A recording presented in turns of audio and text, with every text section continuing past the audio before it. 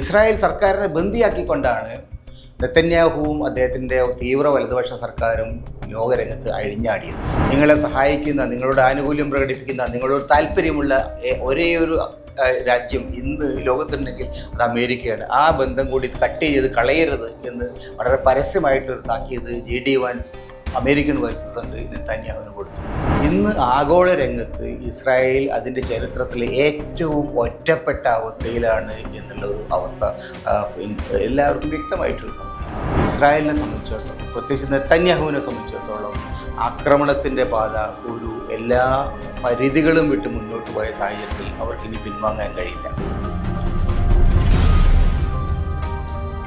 2023 October 7 ശേഷം ഗസയിലുണ്ടായ സംഭവവികാസങ്ങൾ വളരെ വലിയ മാറ്റങ്ങൾ ലോക ചരിത്രത്തിൽ തന്നെ ഉണ്ടാക്കിയിട്ടുണ്ട്. ഹമാസിൻ്റെ നേതൃത്വത്തിൽ ഇസ്രായേലിലേക്ക് ഒരു സംഘം ആളുകൾ കടന്നു കയറി നിരവധി പേരെ തട്ടിക്കൊണ്ടുപോയി വലിയ രൂക്ഷമായിട്ടുള്ള ഒരു സംഘർഷത്തിന് വഴിയൊരുക്കി. അതിനുശേഷം ഇസ്രായേൽ സേനകൾ ഗസയുടെ നേരെ കടന്നാക്രമണം നടത്തി. ഹമാസിനെ മാത്രമല്ല, ആ പ്രദേശത്തെ ജനങ്ങളെ ആകെ അവരാക്രമിച്ചു. വളരെ കൃത്യമായിട്ടുള്ള ഒരു ജനോസൈഡൽ വാർഫെയർ, വംശീയ പ്രക്ഷാളനം ലക്ഷ്യം വെച്ചുകൊണ്ടുള്ള, ഗസയിലെ ഫലസ്തീനികളെ പൂർണ്ണമായിട്ടും ഇല്ലായ്മ ചെയ്യാൻ ഉദ്ദേശിച്ചുകൊണ്ടുള്ള ഒരാക്രമണമാണ് അവർ നടത്തിയത്. പ്രദേശമാകെ ചുട്ടുകരിച്ച് കളഞ്ഞു. അതിനുശേഷമുള്ള കഴിഞ്ഞ മാസങ്ങളിൽ, ഏതാണ്ട് 3 വർഷം ആകാൻ പോകുന്ന ഈ സന്ദർഭത്തിൽ ഇസ്രായേൽ എവിടെ എത്തി നിൽക്കുന്നു എന്ന് വളരെ ഗൗരവത്തോടുകൂടി ചോദ്യം ചെയ്യുന്ന ഒരവസ്ഥ വന്നിട്ടുണ്ട്. കാരണം ഹമാസിൻ്റെ ആക്രമണകാലത്ത് ലോക പൊതുജനാഭിപ്രായം ഒരു വലിയ പരിധിവരെ ഇസ്രായേലിന് അനുകൂലമായിരുന്നു.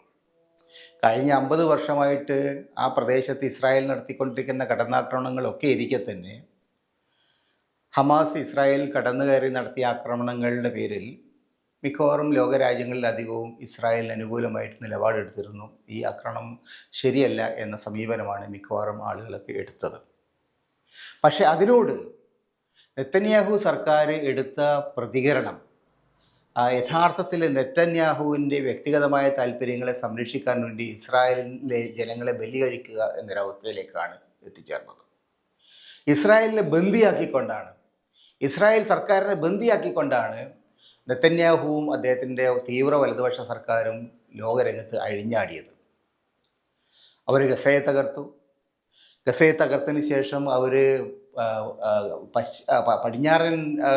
പടിഞ്ഞാറേക്കര വെസ്റ്റ് ബാങ്ക് എന്ന് പറയുന്ന പ്രദേശത്തുള്ള ഫലസ്തീനികളുടെ പ്രദേശങ്ങൾ നിരന്തരമായിട്ട് ആക്രമിച്ച് കീഴടക്കാൻ തുടങ്ങി. സെറ്റിലർമാർ എന്ന് പറയുന്ന കുടിയേറ്റക്കാരെ മുന്നിൽ നിർത്തിക്കൊണ്ട് ഇസ്രായേലി സേന അവിടെയുള്ള ഫലസ്തീനികളുടെ ഭൂമി കയ്യേറാൻ തുടങ്ങി. നിരന്തരമായ കയ്യേറ്റങ്ങൾ ലോക പൊതുജനാഭിപ്രായത്തെ പൂർണ്ണമായിട്ടും തൃണവൽക്കരിച്ചുകൊണ്ട് കയ്യേറി. അതിനുശേഷം യുദ്ധം വീണ്ടും വ്യാപിപ്പിച്ചുകൊണ്ട് ഇറാന് നേരെ ഭീകരമായിട്ടുള്ള ബോംബാക്രമണം നടത്തി. ഇറാൻ്റെ നിരവധി സൈനിക കേന്ദ്രങ്ങളെ തകർത്തു. ആണവ കേന്ദ്രങ്ങൾക്കെതിരായിട്ട് ബോംബിട്ടു. അമേരിക്കയും ഇസ്രായേലും ചേർന്നുകൊണ്ട് വലിയ ആക്രമണം നടത്തി. വീണ്ടും കഴിഞ്ഞ ഏതാനും മാസങ്ങൾക്ക് മുമ്പ് ഇറാൻ്റെ നേരെ വീണ്ടും ആക്രമണങ്ങൾ നടത്തി. അവരുടെ രാഷ്ട്രത്തിലെ ഏറ്റവും പരമോന്നത നേതാവിനെ വധിച്ചു. ഇങ്ങനെ അതും കഴിഞ്ഞതിന് ശേഷം ലെബനോണിന് നേരെ അവർ ആക്രമണം നടത്തി. ലെബനോണിൻ്റെ തെക്കൻ പ്രദേശങ്ങളിൽ ഭീകരമായിട്ടുള്ള കടന്നാക്രമണമാണ് അപ്പോൾ ഇസ്രായേൽ നടത്തിയത്. അതായത് കഴിഞ്ഞ 3 വർഷങ്ങൾക്കിടയിൽ ഇസ്രായേൽ ഈ പ്രദേശത്ത് ഒരു വലിയ അക്രമിയുടെ സ്വഭാവം കൈവരിച്ചിട്ടുണ്ട്.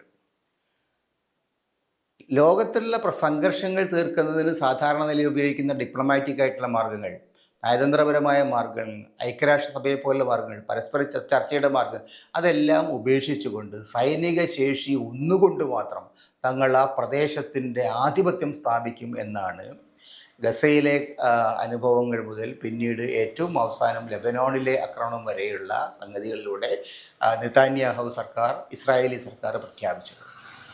എന്താണ് അതിൻ്റെ ഫലം? അതിന് ഫലമായിട്ട് ഇന്ന് ആഗോള രംഗത്ത് ഇസ്രായേൽ അതിൻ്റെ ചരിത്രത്തിലെ ഏറ്റവും ഒറ്റപ്പെട്ട അവസ്ഥയിലാണ് എന്നുള്ള ഒരു അവസ്ഥ എല്ലാവർക്കും വ്യക്തമായിട്ടുള്ള സംഗതിയാണ്. ഐക്യരാഷ്ട്രസഭയിൽ ഇസ്രായേൽ അനുകൂലിക്കാൻ ഒരു രാജ്യവുമില്ലാത്ത അവസ്ഥയുണ്ട്.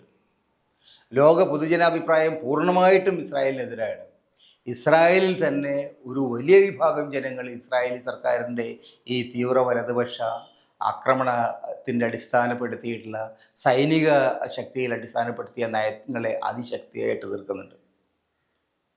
അതിൻ്റെ ഏറ്റവും വലിയ തെളിവ് ഏതാനും ആഴ്ചകൾക്ക് മുമ്പ് American vice president JD Vance ഈ ഇറാനുമായിട്ടുള്ള തർക്കങ്ങൾ പരിഹരിക്കാനുള്ള ചർച്ചകൾക്കിടയിൽ നിരന്തരമായിട്ട് ഇസ്രായേൽ ആക്രമണങ്ങൾ നടത്തിക്കൊണ്ടിരിക്കുക, ലെബനനു നേരെയുള്ള കടന്നാക്രമണം ശക്തിപ്പെടുത്തുക, ഇതൊക്കെ വന്ന സമയത്ത് JD വാൻസ് അവരോട് പറഞ്ഞു, നിങ്ങളുടെ അവസാനത്തെ അത്താണിയാണ് അമേരിക്ക. നിങ്ങളെ സഹായിക്കുന്ന, നിങ്ങളുടെ ആനുകൂല്യം പ്രകടിപ്പിക്കുന്ന, നിങ്ങളോട് താല്പര്യമുള്ള ഒരേ ഒരു രാജ്യം ഇന്ന് ലോകത്തുണ്ടെങ്കിൽ അത് അമേരിക്കയാണ്. ആ ബന്ധം കൂടി കട്ട് ചെയ്ത് കളയരുത് എന്ന് വളരെ പരസ്യമായിട്ടൊരു താക്കീത് JD Vance American vice president നെതന്യാഹുവിന് കൊടുത്തു. എന്താ സംഭവിച്ചുകൊണ്ടിരിക്കുന്നത്? ഇപ്പോൾ ഈ യുദ്ധത്തിൻ്റെ ഏറ്റവും വലിയ പ്രതിസന്ധിയുടെ ഈ ഘട്ടത്തിൽ, ചർച്ചകളിലൂടെ പരിഹരിക്കാനുള്ള നീക്കങ്ങൾ പരാജയപ്പെടുന്ന ഈ ഘട്ടത്തിൽ അമേരിക്കയും ഇസ്രായേലും കാണുന്നത് അവർക്ക് ലോകത്ത് മറ്റ് വഴികളില്ല, വെറും സൈനിക ശേഷി മാത്രമാണ് അവരെ സഹായിക്കാനുള്ളത്. പക്ഷേ ഇതിൻ്റെ പ്രശ്നം മറുവശം, അമേരിക്കയെ സംബന്ധിച്ചിടത്തോളം ഇസ്രായേലിനെ പൂർണ്ണമായിട്ടും പിന്തുണച്ചുകൊണ്ടുള്ള ഒരു ആഗോള സമീപനം ഇനി സാധ്യമല്ല എന്നുള്ളതാണ്. കാരണം ഇസ്രായേലിനെ എത്രമാത്രം സഹായിക്കുന്നു അത്രത്തോളം അമേരിക്കയും ലോകരംഗത്ത് ഒറ്റപ്പെടുകയാണ്.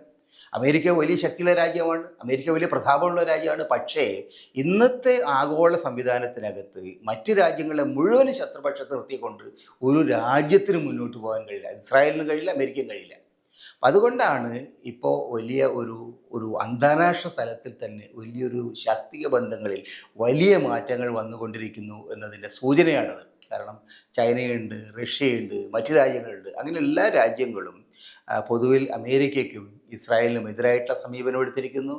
അമേരിക്കയിൽ തന്നെ നെതന്യാഹു ഭരണകൂടത്തിൻ്റെ തീവ്ര വലതുപക്ഷ നയങ്ങൾക്കെതിരായിട്ട് അമേരിക്കയിൽ പോലും ശക്തമായ പ്രതിഷേധം ഉയർന്നവരും ഇസ്രായേലിനകത്ത് പോലും അതിശക്തമായ ഒരു പ്രതിഷേധ പ്രസ്ഥാനം, ഒരു പ്രതിരോധ പ്രസ്ഥാനം ഉയർന്നു വരുന്നുണ്ട്. ഇതെല്ലാം ചൂണ്ടിക്കാണിക്കുന്നത് ഇസ്രായേലിനെ സംബന്ധിച്ചിടത്തോളം, പ്രത്യേകിച്ച് നെതന്യാഹുവിനെ സംബന്ധിച്ചിടത്തോളം ആക്രമണത്തിൻ്റെ പാത എല്ലാ പരിധികളും വിട്ട് മുന്നോട്ട് പോയ സാഹചര്യത്തിൽ അവർക്കിനി പിൻവാങ്ങാൻ കഴിയില്ല. അവരെ സംബന്ധിച്ചിടത്തോളം ലോകത്തിന് മുമ്പിൽ യുദ്ധക്കുറ്റവാളിയായി നിൽക്കുക എന്നുള്ളതാണ് ഇസ്രായേലിനെ സംബന്ധിച്ചിടത്തോളം ഇനി ബാക്കിയുള്ള സംഗതി. ഇറാനെ തകർത്ത് കളയുക എന്ന ആശയം അവരെ സംബന്ധിച്ചിടത്തോളം സാധ്യമല്ല എന്ന് ഇറാൻ തെളിയിച്ചു കഴിഞ്ഞു. 3 മാസത്തെ യുദ്ധത്തിന് ശേഷം ഇപ്പോൾ ഇറാൻ കൂടുതൽ ശക്തിയായിട്ട് കരുത്താർജിച്ച് നിൽക്കുന്ന അവസ്ഥയാണ് കാണുന്നത്. അലി ഖാംനയുടെ ശവസംസ്കാര സമയത്ത് ഇറാനിലെ തെരുവിലൂടെ ജനങ്ങൾ ദശലക്ഷക്കണക്കിന് ആളുകൾ ഒഴുകി നീങ്ങിയപ്പോൾ ട്രംപിനത് വിശ്വസിക്കാൻ പോലും കഴിയില്ല. ഇത്രയേറെ ജനങ്ങൾ ഈ ഭരണകൂടത്തിന് അനുകൂലമാണ് എന്ന് കണ്ടപ്പോൾ അത് അത്ഭുതപ്പെട്ടു എന്ന് സത്യസന്ധമായിട്ട് അദ്ദേഹം പറഞ്ഞിട്ടുണ്ട്. അപ്പോൾ അതുകൊണ്ട് ഇന്ന് ലോകരംഗത്തെ സംബന്ധിച്ചിടത്തോളം ഇസ്രായേൽ വലിയ ഒറ്റപ്പെടലിൻ്റെ അവസ്ഥയിലേക്ക് എത്തിയിട്ടുണ്ട്. ഒരു ലോക ചരിത്രത്തിൽ സത്യത്തിൽ 20-ാം നൂറ്റാണ്ടിൻ്റെ ചരിത്രം നോക്കിക്കഴിഞ്ഞാൽ യുദ്ധത്തിലൂടെ ഒന്നിനും പരിഹാരമാവില്ല എന്ന് ലോകത്തിന് ബോധ്യപ്പെട്ടതാണ്. അതുകൊണ്ടാണ് നയതന്ത്ര പരിഹാരങ്ങളിലേക്ക് ലോകം എത്തിയത്. പക്ഷേ 21-ാം നൂറ്റാണ്ടിലെ ഈ 3-ാം വാദത്തിൽ ഇത്തരം പ്രധാനപ്പെട്ട പാഠങ്ങൾ പോലും വിസ്മരിച്ചുകൊണ്ടാണ് നെതന്യാഹു പെരുമാറാൻ ശ്രമിച്ചത്. അതിൻ്റെ ഭീകരമായ ഒറ്റപ്പെടൽ ഇന്ന് ഇസ്രായേൽ അനുഭവിച്ചുകൊണ്ടിരിക്കുകയാണ്.